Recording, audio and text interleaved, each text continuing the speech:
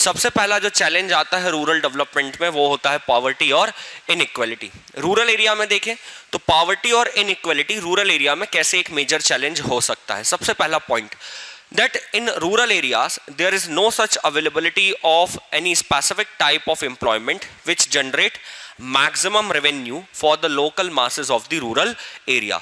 Majority of rural population सिर्फ और सिर्फ एग्रीकल्चर सेक्टर पे डिपेंडेंट है या एग्रीकल्चरल अलाइड एक्टिविटीज पे डिपेंडेंट है, बट एग्रीकल्चरल या अलाइड सेक्टर रूरल एरिया में इतनी सच इनकम या रिटर्न्स जनरेट नहीं कर पाते हैं कि maximum to maximum needs rural population collectively at a same point of time fulfill कर सके।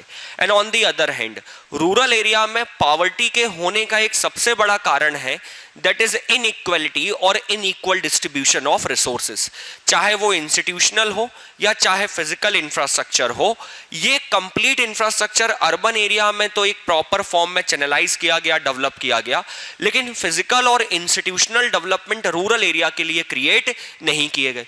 रूरल एरिया आज भी कहीं ना कहीं फिजिकल इंफ्रास्ट्रक्चर के टर्म्स में बैकवर्ड है। रूरल एरिया में proper education, proper medical care facility, vocational education या प्रॉपर ट्रांसपोर्टेशन नहीं है। तो कहीं ना कहीं जब तक प्रॉपर रिसोर्सेज का अलोकेशन नहीं होगा तो रिसोर्सेज को हम यूटिलाइज नहीं कर पाएंगे।